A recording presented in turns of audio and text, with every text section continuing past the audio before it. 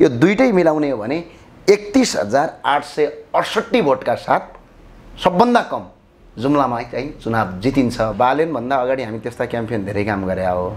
बरु बालेनजीहरूको त्यो चुनावी क्याम्पेनमा हाम्रै साथीले काम गर्दै हुन्। बहालवाला सांसदको कुरा गर्ने हो भने स्वयं बहालवाला सांसदले नै भन्नुभएको छ कि यसपटकको भोट ज्ञानेन्द्र साईलाई। के भन्नुहुन्छ तपाईँ? उहाँले सदनमा गएर कति रुनुभएको छ। अन्य ठाउँका सांसदलाई 3 घण्टा समय तपाईँको सदनमा बोल्न दिँदाखेरि जुम्लाका मान्छेलाई 3 मिनट दिएन।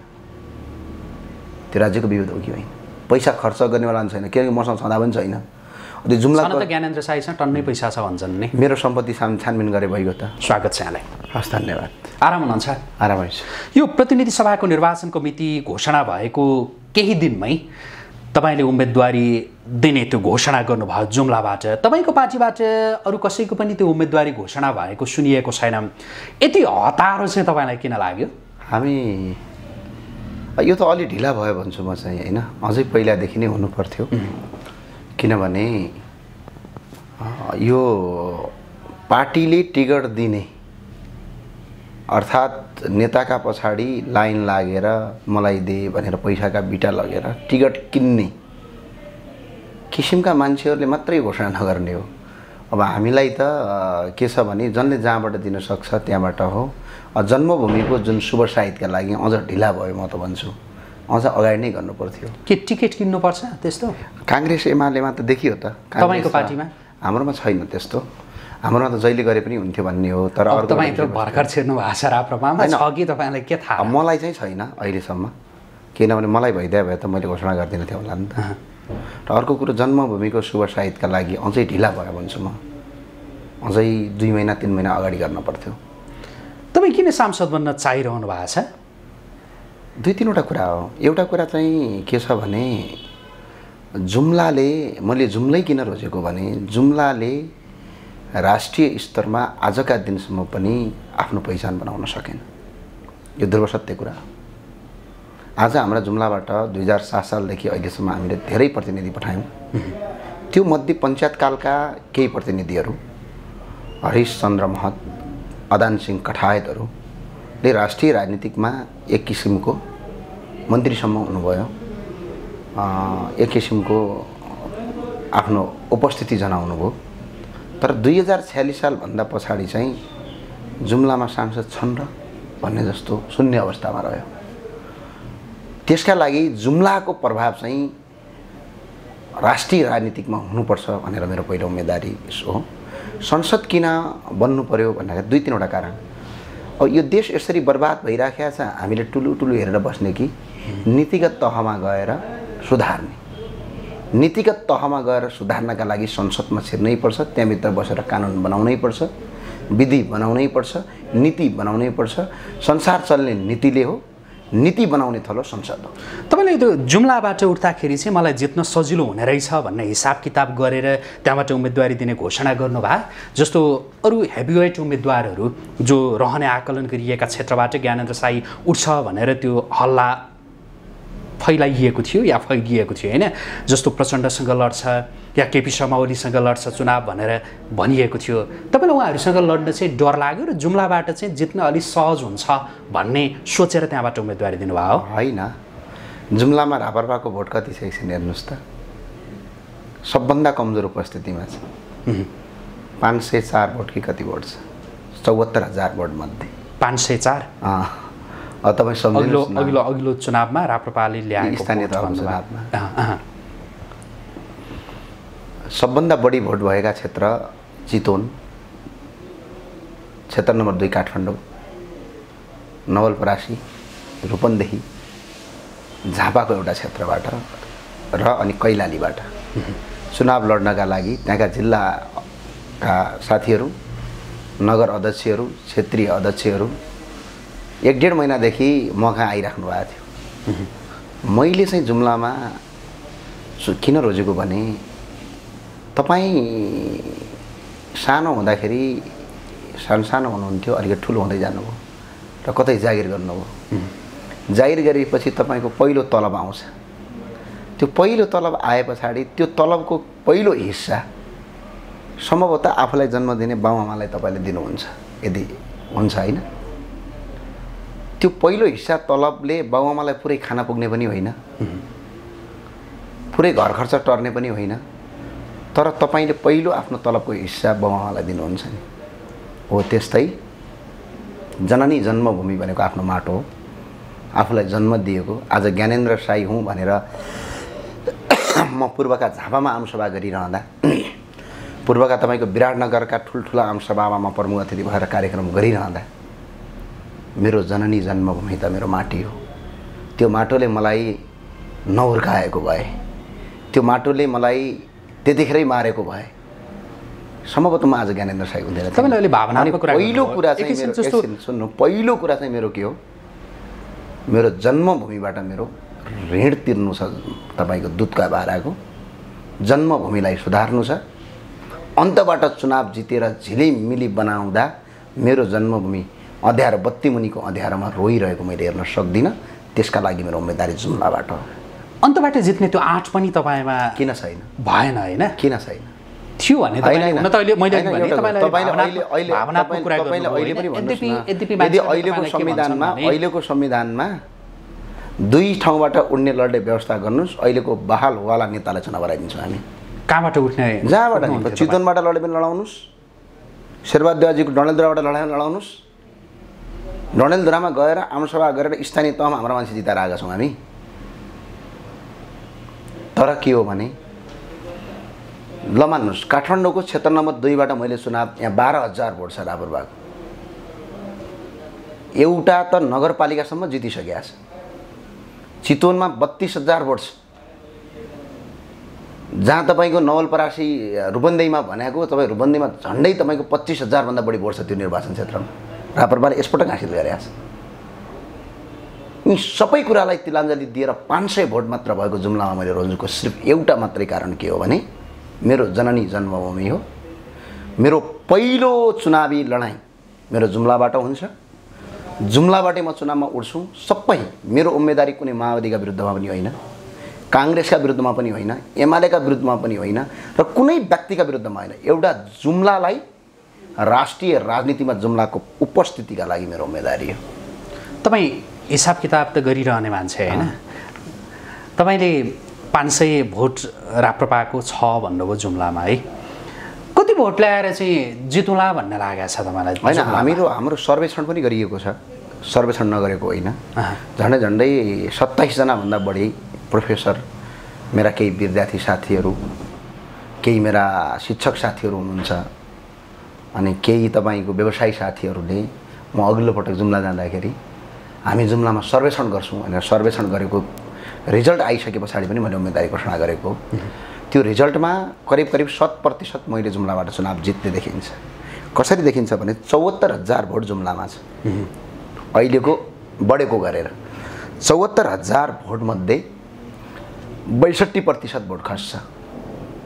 62% भोट खस्नु भनेको झन्डै 45,880 भोट खस्छ, यानि कि 46,000 देखि 50,000 को रेन्जमा भोट खस्छ भनौँ। त्यो खसेको भोट अब सिधा 2टा क्षेत्र छ, प्रदेश 2टा हो, प्रदेश क र ख छ। खमा सिजाका 3टा गाउँपालिका, एउटा तिला, 4वटा। कमा एउटा नगरपालिका, 3टा गाउँपालिका कमा पर्छ। अब खमा 35,000 भोट छ। 35,000 भोटमध्ये 62% भोटको अहिलेको सेन्सस सर्वेक्षण अनुसार 80% भोट चाहिँ मलाई खस्ने देखिन्छ। यसको मतलब 17,360 भोट खबाट मलाई खस्ने देखिन्छ। त्यसपछि तपाईँको कमा 39 देखि 40,000 भोट छ, त्यसको 62% भोट करिब करिब खस्छ। त्यो 62% भोटको 60% भोट मलाई खस्ने देखिन्छ। त्यो भनेको झन्डै 14,508 भोट छ। यो दुईटै मिलाउने हो भने 31,868 भोटका साथ सबभन्दा कम जुम्लामा चाहिँ चुनाव जितिन्छ भन्ने त्यहाँको सर्वेक्षणले देखाएको छ। भनेपछि तपाईँले प्राप्त गर्ने भोट भनेको 31,868 होइन? होइन, त्यति फिक्स यही हो भन्न त सकिँदैन, यसको तलमाथि हुन्छ भन्ने हो। अब जस्तो यसैको तलमाथि हुन्छ। जस्तै यस्तै यो अङ्क के ठ्याक्कै यति हजार यति सय यति भन्ने चाहिँ यो काठमाडौँमा बालेन शाहले पनि त्यस्तै भन्नुभएको थियो। त्यो बालेनबाटै सिक्नु भएको हो तपाईँहरूले पनि यसरी भन्यो भनेदेखि मिडियामा पनि एक खालको चर्चा हुने रहेछ भन्ने लागेर बालेनभन्दा अगाडि हामी त्यस्ता क्याम्पेन धेरै काम गरे हो। बरु बालेनजीहरूको त्यो चुनावी क्याम्पेनमा हाम्रै साथीले काम गर्दै हुन् होइन। यो सर्वेक्षण गर्ने एउटा टिम हुन्छ भारतमा पनि ठुलो सर्वेक्षण हुन्छ। सर्वेक्षणको डाटा अनुसारकै रिजल्ट आउँछ। सर्वेक्षण चाहिँ टोटलका टोटल के हुन्छ भने एउटा हाइली प्रोफेसनल टिमले गर्छ। किनभने हामीले त प्रोबेबिलिटी भन्ने त पढेका छौँ नि, म्याथमेटिक्स पढ्ने जोसुकैले पनि प्रोबेबिलिटी त पढेको छ नि त। त्यो प्रोबेबिलिटी किन पढाइयो त? त्यसमा वैज्ञानिक कारण छ। हामीले ऱ्यान्डमली छान्ने हो। अब यो तपाईँको 31,868 भोट फिक्स यही त होइन, त्यसो यसैको तलमाथि हुन्छ। 2-4 हजार 1-2 हजार तलमाथि होला। तर यो के गरिएको भने झन्डै 11देखि 17,000 मान्छेलाई क्वेसन सोधिएको कुरा हो। भोलि त भोटर पनि त तिनै मान्छे हो नि जसलाई आज क्वेसन सोधियो। बालनले भन्नुभएको थियो नि त 90,091 भने त 65,000 त ल्याउनु भयो त। र भारतमा त पुरै सेन्सस हुन्छ र अमेरिकामा त पनि पुरै सेन्सस। जस्तै जी बाइडेनको कुरामा हेर्नुहोस् होइन। डोनाल्ड ट्रम्पको अघिल्लो सेन्ससले के भनेको थियो? हिलारी रोडन क्लिन्टन चुनाव हार्दै थिइन् भन्ने सेन्ससले भनेको थियो नि। तर कसैले पनि पत्याएको थिएन त्यो कुरालाई। तर अन्तिममा रिजल्ट त्यही आयो। किनभने यो कुनै एउटा कोठाभित्र बसेर सोचेर बनाएको हुँदैन क्या। होइन यो तपाईँको हकमा त अब तपाईँका शुभेच्छुकहरूले तपाईँलाई उत्साहित बनाउनका लागि पनि तपाईँले जित्नुहुन्छ भनेर भनेन भनेदेखि त तपाईँ उम्मेदवारी नै दिनुहुन्न। त्यो भएर पनि त्यो खालको सर्वेक्षण सार्वजनिक भयो होइन। कुनै एउटा तटस्थ कुनै एउटा मेरो शुभेच्छुको तर्फबाट अब जस्तो आएको या के हो, अब यसका विषयमा म धेरै कुरा गरिनँ तपाईँसँग। तपाईँले जुन एउटा विश्वास व्यक्त गरिरहनु भएको छ नि, तपाईँ अघि भन्दै हुनुहुन्थ्यो जो 500 मत हाराहारी भएको जिल्ला जुम्ला राप्रपालाई स्थानीय चुनावमा त्यति मत खसेको होइन, त्यो भन्दै हुनुहुन्थ्यो। त्यति थोरै मत तपाईँहरूलाई दिएको स्थानीय तहको चुनावमा, अनि यो प्रतिनिधि सभाको चुनावमा चाहिँ के ज्ञानेन्द्र शाही उठेका कारणले चाहिँ त्यति धेरै मत हाल्छन्, मैले जित्छु भन्ने विश्वास हो कि राप्रपाले लिएको एजेन्डा चाहिँ बहुतै राम्रो एजेन्डा भनेर त्यहाँका जनताले पत्याछन् र त्यति भोट हाल्छन् भन्ने तपाईँको विश्वास हो कि किन चाहिँ तपाईँलाई जिताउलान् भन्ने लागिरहेको छ तपाईँको विश्वास? मुख्य कुरा के हो भने व्यक्तिगत कुरा हो। त्यहाँ आजसम्म तपाईँ काठमाडौँमा हुनुहुन्छ, म काठमाडौँमा छु। हामीहरूको एउटा समस्या छ। तपाईँ एउटा पत्रकार हुनुहुन्छ, म तपाईँलाई नै क्वेसन सोध्छु यो विषयमा। तपाईँ आज ज्ञानेन्द्र शाही भनेर इन्टरभ्यू लिन आउनुभएको छ, तर जुम्लाका अन्य नेताहरू पनि त छन् नि। तपाईँ दोलखाको मान्छे, म जुम्लाको मान्छे। यो एउटा परिचय हो। जुम्लामा आजसम्म त्यो किसिमको परिचयको हामीले नेतृत्व पठाउन सकेनौँ। अघिल्लो पटक पनि मैले भोट हाले हो। 64 सालमा पनि हाम्रा धेरै साथीहरूलाई त्यतिखेरका प्रतिनिधि सभाका सांसदका लागि नरेश दाईलाई भोट हाल्नका लागि हामी स्वयं खटियौँ। तर त्यसले रिजल्ट के पायो भने जुम्ला अँध्यारोमै बितिरह्यो। भनेको तपाईँ जति चिनिएका मान्छे छैनन् अरू भनेर भन्नुभयो? त्यो सम्भवतै छैनन् जुम्लामा। त्यो त मैले भन्ने होइन, यो तपाईँले भन्नु। नत्र तपाईँ आज मौका किन आउनुभयो? होइन तपाईँको मात्र होइन, तपाईँको बालवाला सांसदको नि होइन, बालवाला सांसद अरू नेताको पनि लिएको छु होइन। ज्ञानेन्द्र शाही भएर मात्रै अन्तर्वार्ता लिएको होइन, त्यसरी पनि नसोच्नु होला। बालवाला सांसदको कुरा गर्ने हो भने स्वयं बालवाला सांसदले नै भन्नुभएको छ कि यसपटकको भोट ज्ञानेन्द्र शाहीलाई। के भन्नुहुन्छ तपाईँ? उहाँले सदनमा गएर कति रुनुभएको छ। अन्य ठाउँका सांसदलाई 3 घण्टा समय तपाईँको सदनमा बोल्न दिँदाखेरि जुम्लाका मान्छेलाई 3 मिनट दिएन। त्यो राज्यको विरोध हो कि होइन? अनि अर्को एउटा विषयवस्तु म तपाईँलाई भन्छु। आज तपाईँले लोडसेडिङ मुक्त भयो यो देश भन्नुहुन्छ होइन? सरकारले त घोषणै गर्यो होइन? तपाईँ जुम्लामा जानुभएको छ? नेपालको 95% बिजुली पुग्यो, देश चाहिँ लोडसेडिङ मुक्त भयो भनेर कुलमान घिसिङले ऊर्जा मन्त्रालयले घोषणा गरिदियो। ओहो ल है लोडसेडिङ मुक्त भयो भन्ने आउँछ। अनि जुम्लामा 5% बिजुली पुगेको छैन। त्यो 5% बिजुली पनि तपाईँको बिजुली जाँदैन, लोडसेडिङ हुन्छ। अनि जुम्ला चाहिँ यो देशको मानचित्रभित्र पर्छ कि पर्दैन? यस्तो व्यवहार आज हामीले जुम्लाबाट असल प्रतिनिधि नपठाएका कारणले गर्दा यो भयो। जुम्लामा मलाई भोट आउने भनेको पार्टी भनेर होइन, व्यक्ति भनेर आउने हो। भनेपछि तपाईँ त्यहाँ लोकप्रिय हुनुहुन्छ? म लोकप्रिय छु या छैन भन्ने कुरा त यस्तो हुन्छ त्यो भएर तपाईँलाई मत दिन्छन् भन्ने तपाईँको विश्वास। अब आवाज नै उठाउने कुरा गर्दाखेरि नि तपाईँले सम्भवतः यस्तै आवाज म संसदमा उठाउँछु भन्ने नै होला होइन? होइन, त्यो त कार्यान्वयन गर्छौँ, उठाउने मात्र होइन। अब जस्तो आवाज नै उठाउने कार्यान्वयनका लागि त तपाईँ त्यो कार्यकारी तहमा पुग्नु पर्ला, सांसद त्यो कार्यकारी पद होइन, कार्यकारीमै पुगिन्छ नि, पुगिन्छ। तपाईँ कसरी पुग्नुहुन्छ, के बन्नुहुन्छ भनेर म एकछिनमा सोध्छु है। जस्तो तपाईँको जिल्लाका सांसदले सम्भवतः आवाज उठाउने सवालमा धेरै आवाज उठाउने मध्येको सांसद तपाईँको जिल्लाका सांसद पनि पर्नुहुन्छ होला महत अहिले लास्ट। किनभने जब सदनमा 20 जना सांसद हुन्छन् जुन तपाईँको आधिकारिक कुरा केही पनि हुँदैन। तपाईँले हेर्नु भएको छ बजेटको सेन्सिटिभमा कहिले कुरा उठ्दैन, त्यो पालो आएपछि मात्रै हो। कहिले रुने कहिले कराउने भन्नेको उहाँको त त्यो आवाज जायज पनि हो, म अन्जायज भन्दिनँ। विकासको लागि त आवाजै छैन नि, र संसदमा आवाज उठाउनका लागि मात्र होइन नि त।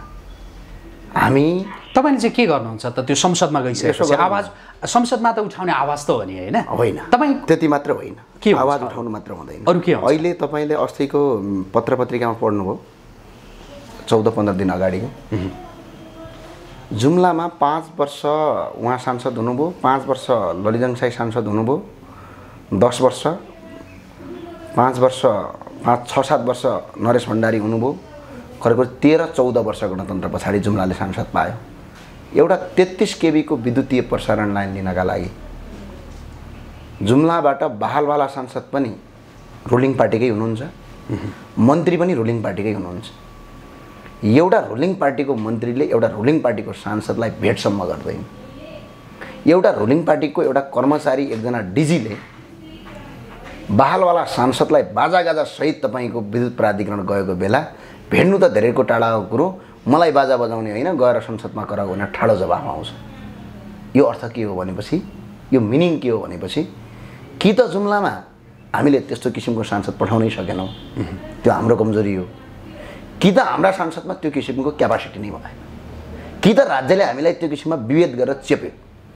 अब जुम्लाको आवाज मात्र बोल्ने होइन, जुम्लाले देशको नेतृत्व गर्छ भन्ने देखाउनको लागि यो अबको उम्मेदवारी।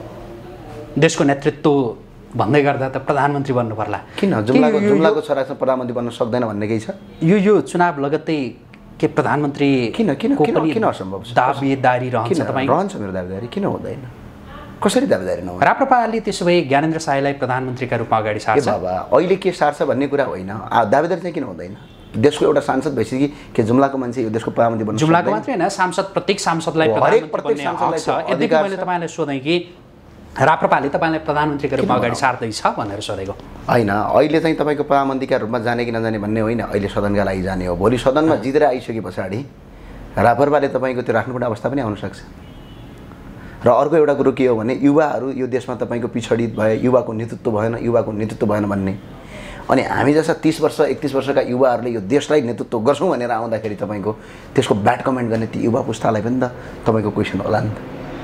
मैले यहाँलाई सोधेको चाहिँ जसरी नेपाली काङ्ग्रेसमा गगन थापाले अब म प्रधानमन्त्रीका रूपमा अगाडि सर्दैछु भनेर भन्नुभयो नि यो चुनाव लगत्तै, राप्रपामा तपाईँ पनि त्यसै गरी भन्नुहुन्छ भनेर सोधेको कि यहाँलाई? किन भन्दैन? त्यो म पनि भन्छु त, त्यो मेरो अधिकारको कुरा हो।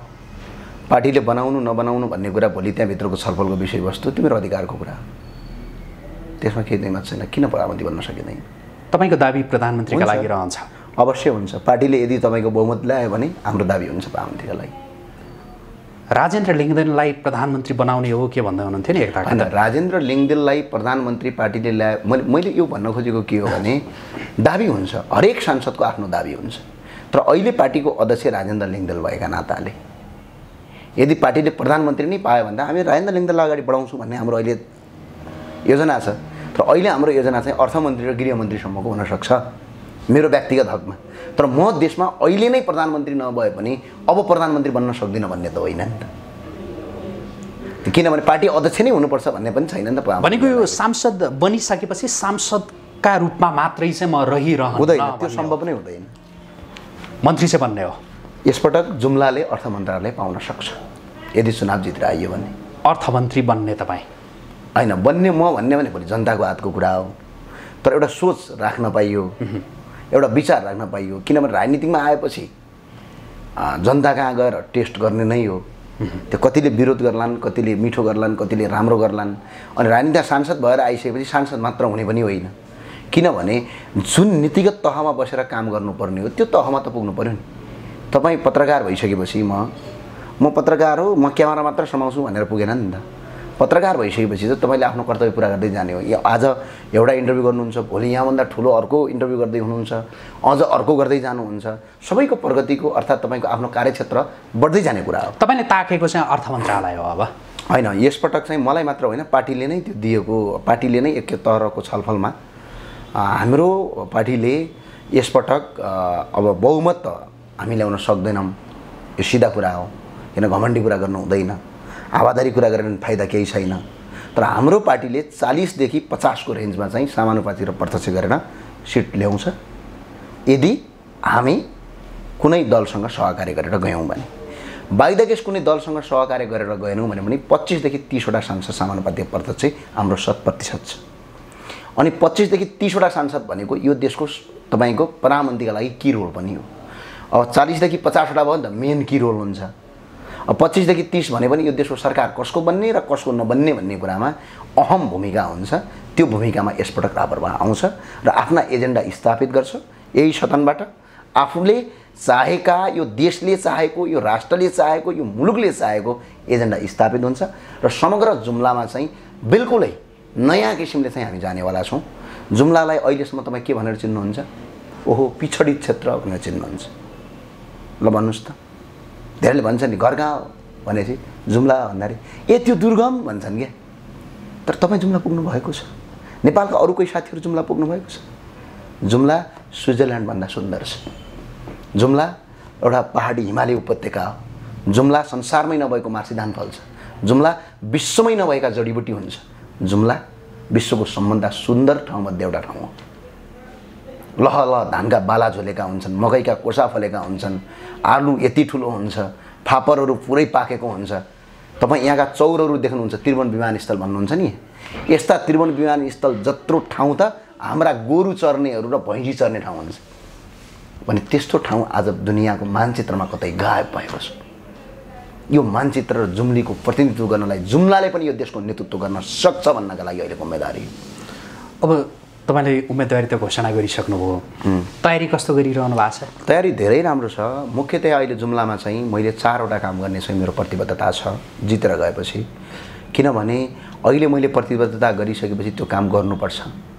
किनभने के गर्नुहुन्छ अलिअलि छोटोमा भन्दिनुहोस् त। जस्तै अहिले हामी के गर्छौँ भने पहिलो मेरो काम चाहिँ के छ भने जुम्लामा लोकल कलेक्सन हुन्छ। एउटा किसानले मानौँ सामान्य किसानले, ठुलो किसानले फापर 20 केजीसम्म उत्पादन गर्न सक्छ, आलु 200 केजीसम्म उत्पादन गर्छ, तेल ढटेलोको 200 लिटर बनाउन सक्छ, तेल आरुको 20 लिटर बनाउन सक्छ, ओखरको तेल 20 लिटर बनाउन सक्छ, आरु 2000 केजी फलाउन सक्छ, स्याउ 2000 केजी फलाउन सक्छ, ओखर 100 केजी फलाउन सक्छ, कोदो 500 केजी फलाउन सक्छ, मकै 500 केजी फलाउन सक्छ, सिमी 500 केजी फलाउन सक्छ, कागुनो 500 केजी फलाउन सक्छ, चिनु 500 केजी फलाउन सक्छ, जडीबुटी बोझो सोझो लगायतका 20 केजी जति गर्न सक्छ, पाँचौँले 10 केजी जति गर्न सकिन्छ, जटामसी 10 केजी जति गर्न सकिन्छ, तितेपाती 20 केजी जति गर्न सकिन्छ, चिराइतो 5 केजी जति गर्न सकिन्छ, बिराल गाइनो 10 केजी जति गर्न सकिन्छ, स्याउ 1 केजीसम्म गर्न सकिन्छ, मार्सी धानको चामल तपाईँको 2000 केजीसम्म अहिले जुम्लाको सामान्य किसानले उत्पादन गरेर बेच्न सक्छ। यो सबै बेच्ने मार्केटका लागि करिब 7,23,000 आजको रेटमा एकजना किसानले 1 वर्षमा जुम्लामा बसेर कमाउन सक्छ। यसका लागि हामी के गर्छौँ भने कलेक्सन सेन्टर स्थापना गर्छौँ। अहिले किसानले उत्पादन गरेको बेच्न पाएको छैन। एउटा कलेक्सन सेन्टर एउटा जुम्लामा स्थापना गर्छौँ। पहिला सुन्नु, कलेक्सन सेन्टर जुम्लामा स्थापना गर्छौँ। त्यो कलेक्सन सेन्टर कुनै पनि प्राइभेट हुँदैन, त्यो सरकारले नै त्यसको किन्ने र बेच्ने हामी जिम्मा बनाएर कलेक्सन सेन्टर गर्छौँ। किसानले उत्पादन मात्रै गर्ने, कलेक्सन सेन्टरसम्म ल्याउने, त्यसपछि किसान घरमै बस्नेर आफ्नो उत्पादन गर्ने। त्यो कलेक्सन सेन्टरमा भएको सामान भाटबटिङ जत्रै एउटा सुपर मार्केट हामी काठमाडौँमा खोल्छौँ, काठमाडौँ लगायत अन्य सिटीहरूमा। यसका लागि एनआरएन केही तपाईँको व्यवसायी साथीहरूसँग मेरो छलफल पनि एक प्रकारको अगाडि बढाएको छ। अहिले ब्लुप्रिन्टसम्म पनि हामीले यो अगाडि बढाइसकेका छौँ। अनि जुम्ला र कर्णालीको मात्रै अर्ग्यानिक सामान पाउने जुम्लामा स्याउ बिक्री नभएर जुम्लाबाट ल्याएका व्यापारीले अब स्याउ आउँदैछ हेर्नुहोस्, ल्याउँछन् जुम्लामा 30-40 रुपियाँ किलो ल्याएर आउँछन्। सुरुमा त्यो स्याउ 150 रुपियाँ किलोसम्म 100 रुपियाँ किलोसम्म बजारमा बेच्छन्।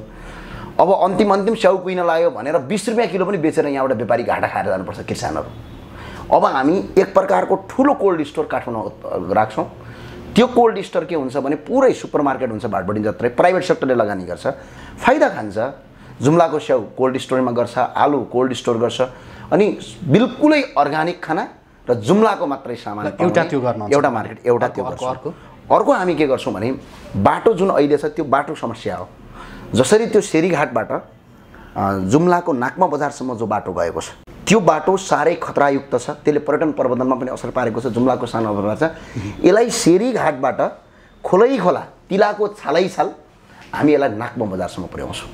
अर्को हामी जलविद्युतमा आज पनि जुम्लामा जलविद्युत बनाउने क्षमता ठुलो छ, तर त्यहाँबाट जलविद्युत उत्पादन अहिले के भएको छ भने अहिले लिस्ट आउट कम्पनीमा पनि जुम्लाका जलविद्युत आयोजनाहरू परेका छैनन्। पहिला लिस्ट आउट कम्पनीमा राख्छौँ, प्राइभेट सेक्टरलाई लगानी गर्ने वातावरण बनाउँछौँ, सरकारलाई जलविद्युतका लागि 10 देखि 15 अर्ब रुपियाँ बजेट हाल्न लगाउँछौँ, जबरजस्ती हाल्न लगाउँछौँ। किनकि अन्त्य ठाउँ हाल्न हुने, जुम्लामा चाहिँ हाल्न किन नहुने। त्यही भएर अस्ति 33 केबीको लाइन हामीले भर्खर अहिले टेन्डर हायर गरिरहेका छौँ।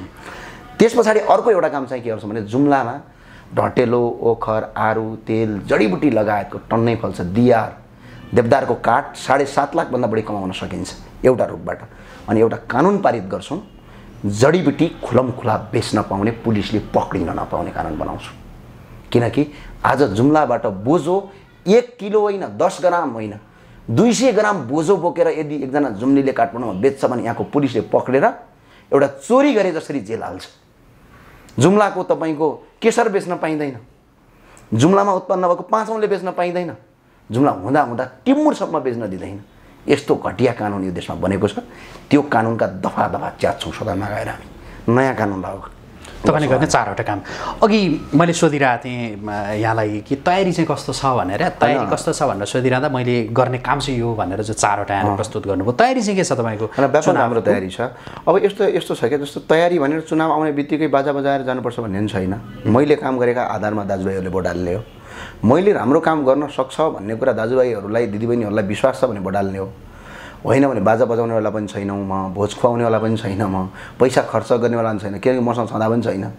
त्यो जुम्लाको ज्ञानेन्द्र साईसँग टन्नै पैसा छ भन्छन् नि। मेरो सम्पत्ति छानबिन गरे भइगयो त। मैले पहिला अभियान चलाउँदाखेरि नि ज्ञानेन्द्र साईले बाहिरबाट टन्नै पैसा ल्याएको, 1 रुपियाँ पैसा पनि लागेको छैन। कसैको 1 पैसा खाएको छ भने चाहिँ यो देशबाट निक्लिन बाध्य हुन्छु म। त्यो कतिपटक सोध्नुहुन्छ तपाईँहरू यो क्वेसन? एकपटक सोध्नु न। रिपोर्टर्स क्लबमा मैले एकपटक होइन कि तपाईँलाई त अब तपाईँ चुनावमा जाँदै हुनुहुन्छ त, जनताले पटक सोध्छन्। रिपोर्टर्स क्लबमा मैले यो क्वेसन एकछिन प्रचण्डजीलाई पनि सोधिदिनुहोस् न है, शेरबहादुरजीलाई पनि सोधिदिनुहोस् न है। तपाईँहरूलाई म आग्रह गर्छु, तपाईँलाई 10 वटा जोडेर बिन्ती गर्छु तपाईँको विषयमा। किनभने होइन उहाँहरूलाई तपाईँको विषयमा सोधिरहेको उहाँहरूलाई नै त्यही विषयमा सोधिदिनुहोस् न एकछिन। किनभने कहिलेकाहीँ पत्रकार पनि बायस लाग्छ कि मलाई, किनभने उहाँहरूलाई सोध्दै नसोध्ने जसले अरबौँ कमाएको छ। हामी सम्पत्तिसम्म सार्वजनिक गरेका छौँ रिपोर्टर्स क्लबमा, हामीलाई सोधेछन्। हामी आफ्नो कमाइ त्यही भए हुनाले पैसा पनि खर्च गरिँदैन, छँदै छैन त कहाँबाट खर्च। कति चाहिँ खर्च गर्नुहुन्छ तपाईँ? खर्चै नगरिकन होइन, जुम्ला आउने जाने खर्च गरिन्छ। कति पैसा चाहिँ खर्च हुन्छ भनेर सोच्नु भएको छ? होइन, मेरो त केही पनि प्लानै छैन। म जुम्ला आउने जाने हो, आउने जानका लागि मेरो टिकट लाग्छ, गाडीमा हिँड्न पर्छ। अब खानाका लागि त मैले अहिले तय गरिसकेँ, म होटलमा बस्दिनँ। जुम्लाका होटलमा बस्ने दाजुभाइहरूलाई माफ माग्नुलाई म सरी भन्छु, म कोही होटलमा बस्नेवाला छैन। जति पनि दाजुभाइ छन् उनकै घरमा बस्नेवाला छु, त्यहीँ खानेवाला छु, त्यहीँ अनुसार हिँड्नेवाला छु। किनकि पैसा खर्च गरेर यदि मैले चुनाव जितेँ भने भोलि जुम्लालाई मैले साँच्चै समृद्धको जुम्ला बनाउन सक्दिनँ। किनकि जसको मैले आज पैसा लगेर चुनाव जित्छु ती मान्छेलाई भोलि मेरो जुम्लालाई पछाडि पार्नका लागि तिनीहरूलाई सहयोग गर्नुपर्ने हुनसक्छ। किनभने त्यही भएर पैसा खर्च पनि नगर्ने, जे छ त्यही खाने, दाजुभाइहरूको माया गरेर घर घरमा जाने हो, बस्ने हो। अस्ति पनि त्यही गरे हो। तपाईँले देशभरि हाम्रो क्याम्पेनमा हेर्नुभयो होला, कहीँ रेयर बाई रेयर होटलमा बसिया होला, त्यो बाध्यतावश, नत्र हामी प्रायः जस्तो घरमै बसेर हिँड्छौँ। त्यो गरिन्छ। र अर्को कुरा तयारी मैले भन्दा पनि अब त्यहीँका दाजुभाइले तयारी गरिदिनु भयो कि मलाई त खुसी त्यो लाग्यो कि मेरो पार्टी भन्दा पनि अर्का पार्टीकाले गरिदिनु भएको छ कि। आज बिहान फेसबुकमा स्टाटसहरू हेर्दै थिएँ, नेपाली काङ्ग्रेसका तपाईँको जिल्ला कमिटीका साथीहरूले एकपटक भोट ज्ञानेन्द्र साईलाई भनेर लेख्नु भएको छ धेरै साथीहरूले। अब अहिले भर्खरै यहाँ आउनुभएको छ, तपाईँले देख्नुभयो माओवादी केन्द्रबाट उहाँ तपाईँको नगर प्रमुख हुनुहुन्छ, अर्थात् एउटा गाउँपालिकाको अध्यक्ष हुनुहुन्छ। यहाँ आएर उहाँ पुरा फेसबुकमा स्टाटस लेखिराख्नु भएको छ एकपटकको भोट ज्ञानेन्द्र साईलाई। एमालेका साथीहरूले पुराका पुरा क्याम्पेनै स्टार्ट गरेका छन् यसपटकको भोट ज्ञानेन्द्र साईलाई। एकीकृत समाजवादीका शीर्ष नेतृत्वहरू जो जुम्ला जिल्लाकै शीर्ष नेतृत्वहरू ओइ एउटा भोट ज्ञानेन्द्र साईलाई। हिजो त केही एकीकृत समाजवादीका प्रदेश सांसद जस्ता साथीहरूले पनि हिजो फोन गर्नुभयो उहाँको सचिवालयबाट एउटा भोट ज्ञानेन्द्र साईलाई। अब मैले प्रचार गर्नुपर्ने अवस्थै छैन, आफै मेरा दाजुभाइले प्रचार गरिरहेका छन्। अब तयारी केही छैन, के तयारी गर्ने? राम्रो काम गरेको छु, सही काम गर्छु भन्ने कुरा क्षमता लाग्छ भने भोट दिनु पर्यो। त्यो अहिले चुनावको मुखमा गएर हो हजुर म यस्तो भने मैले परिचय दिनुपर्ने आवश्यकता पनि छैन। तर एउटा कुरा सत्य कुरा के हो भने 5 वर्षमा चाहिँ जुम्लालाई राष्ट्रिय स्तरमा चाहिँ जुम्लाको छवि बनाउँछु। अहिले जतिवटा एजेन्डा मैले प्रस्तुत गरेँ म हावातालको एजेन्डा बनाउनेवाला छैन। यो एजेन्डा 5 वर्ष पछाडि तपाईँ र म यसरी बस्यौँ भने यो लागू भइसकेको हुन्छ, किनभने यो गर्न सक्ने काम हो। यो पानी जहाँ ल्याउँछु भने जस्तो होइन नि त, सम्झने जस्तो एउटा जस्तो मैले अहिले जुम्लामा एकैछिन है, जस्तो यो संसदको चुनाव लडिरहँदा जति पनि उम्मेदवारहरू हुन्छन् एजेन्डा तपाईँलाई यस्तै भट्टङ टङ टङ त्यो मेरो जस्तै अनि सुन्नु न मेरो जस्तै गर्दैन। अनि के गर्छन् भनेदेखि त्यो 5 वर्षमा त्यो स्मरण शक्ति चाहिँ निकै घुम्दो रहेछ कि नेताहरूको। तपाईँ आफ्नो त्यो स्मरण क्षमतामा चाहिँ कतिको विश्वास? म 100% विश्वास छु। आजका दिनसम्म तपाईँ र मेरो परिचय भएको झन्डै 4 वर्ष पुग्न लाग्यो। मैले यो काम गर्छु भनेको दिनमा तपाईँले कहिले नगरेर देख्नु भएको छ? मलाई एउटा क्वेसन गरिदिनुहोस् त। मैले जुम्लामा 33 केबीको विद्युतीय प्रसारण लाइन लिन्छु भनेर ठोकेका साथी म न सांसद थिएँ न केही थिएँ, तर 33 केबीको लाइन ठेक्कासम्म हालेर ठेक्का आह्वान गरेँ। अब यो संसदको चुनावमा नि कुन चाहिँ दलसँग त्यो तालमेल गरेर जाँदै हुनुहुन्छ कि या राप्रपाले नै जित्छ हामीलाई कुनै पनि दलसँग सहकारी गर्नु पर्दैन भन्ने छ कि कसको त्यो सहारा कसको लिँदै हुनुहुन्छ? कसैको सहारा छैन, जनताको सहारा छ। कुनै दल अहिलेसम्म तालमेल हुँदैन, कुनै आधिकारिक छैन। दल भन्दा पनि जुम्लामा मेरो कन्टेक्स्टमा कुरा गर्ने भनेपछि त मेरा लागि त सबै मेरा दाजुभाइ हुन्। अहिले जुम्लाबाट जो मेरो प्रतिद्वन्दी भएर चुनाव लड्नुहुन्छ उहाँ दाइलाई त सबभन्दा पहिला गएर मेरो सबै दाइयै हुनुहुन्छ होला, सबर काका बाउ काका बुवा उमेरका मान्छेहरू लड्छन्। किनभने अब त्यो राजनीति गर्दा गर्दा गर्दा गर्दा गर्दा गर्दा थाकेर कपाल फुलेर लौरो टेक्ने उमेर भइसकेका हुन्छ, टिकट पा आउँदैनन्। सम्भवतः मात्रै कहिले पाउनुहुन्छ होला। उहाँहरूले कसैले पाउनुभयो भने मेरो पहिलो भोट चाहिँ उहाँकै घरबाट माग्ने मेरो सुरुवात हुन्छ। तपाईँले एउटा त्यो किनभने 5 वर्षका लागि मलाई भोट दिनुहोस्। जुम्लालाई साँच्चैको जुम्ला के हो भनेर, जुम्लालाई दुर्गम भनेर चिनाउँदिनँ, जुम्ला सुगम भनेर चिनाउँछु। नेपालका हरेक क्षेत्रका मान्छे एकपटक जुम्ला भ्रमण गर्ने किसिमको जुम्ला बनाएर देखाउँछौँ। मैले अहिले भने त हावादारीका एजेन्डा एउटा पनि हामी राख्दैनौँ। जस्तो जुम्लामा त्यो बाहिरकाको माथि त्यो उसमा 22 थाप्लामा एयरपोर्ट बनाउँछु भन्दै थियो एकजना सांसदले, त्यो सम्भवै छैन क्या। अनि अरू के भन्छन् ए 6 लेनको ठुलो सडक बनाइदिन्छु भन्छन्, त्यो सम्भवै छैन। तपाईँले केही गरी मैले गर्न सकेँ समय काम भनेदेखि चाहिँ मेरो निकटतम प्रतिस्पर्धीलाई अर्को चुनावमा भोट माग्छु, भोट होइन म भोटै हाल्छु र 5 वर्ष भोट माग्छु भोट हाल्छु भन्नुभएको र भोट पनि हाल्छु र निकटतम प्रतिद्वन्दीलाई पछिल्लोपल्ट चुनावी क्याम्पेनमै म हिँड्छु, चाहे त्यो को पार्टीको त्यसमा मलाई मतलब। म त्यही सोध्न खोजिरहेको थिएँ कि त्यति बेला भनेपछि 5 वर्षपछि चाहिँ ज्ञानेन्द्र साई राप्रपामा रहँदैन? होइन त्यस्तो रहँदैन। जस्तो राप्रपामा रहनु भने जस्तो जुम्लामा भोलि मभन्दा राम्रो काम गर्न सक्छु भनेर अर्को कोही नयाँ युवा पुस्ता आउँछ भने या अहिले भएकै दाजुभाइहरूले तपाईँको राम्रो काम गर्छु भनेर आउनुभयो भने मेरो त पार्टी हेरिँदैन, स्वतः समर्थन हुन्छ। त्यसमा के भनेपछि 5 वर्षपछि तपाईँले मानिलिउँ यो पटक जित्नुभयो, तपाईँले भनेअनुसारका काम गर्न सक्नु भएन र 5 वर्षपछि तपाईँको पार्टीबाट कसै न कसैले त टिकट पाउला, उम्मेदवार बन्ला, उसलाई चाहिँ सघाइन्न, निकटतम प्रतिस्पर्धी अर्को पार्टीको जो छ त्यसलाई होइन, त्यो राम्रो जो छ त्यसलाई सघाइन्छ। अनि तपाईँलाई निकटतम प्रतिस्पर्धी भनेको त अहिले राप्रपाकै त हुँदैन, तपाईँको निकटतम प्रतिस्पर्धी भनेको त अर्को कुनै दलको हुन्छ र अर्को पटक तपाईँले सघाउने भनेको त अर्को कुनै दलको लागि। अरू मैले त्यो 100% कुरा हो, किनभने मैले 5 वर्ष काम गर्छु भनेर मैले बाचा पुरा गरेर काम गर्न सकिनँ। अहिलेका माननीय पहिलाका माननीयको जस्तो रन्न पार्कमा बसेर बदाम खान थालेँ भने 5 वर्षपछि म पार्टी हेर्नेवाला छैन। यो पार्टी अध्यक्षले सुन्दा पनि हुन्छ यो कुरा, किनभने राम्रो मान्छे खोजे हो हामीले। पार्टी भनेर हामी आँखा अन्धा राखेर अपराधीलाई कसैले पार्टीले टिकट दिन्छ भने त्यसलाई हाम्रो समर्थन रहँदैन। हुन्छ, आजको लागि कुराकानी यति गरौँ। समय दिनुभयो धेरै धन्यवाद। हस्, धन्यवाद।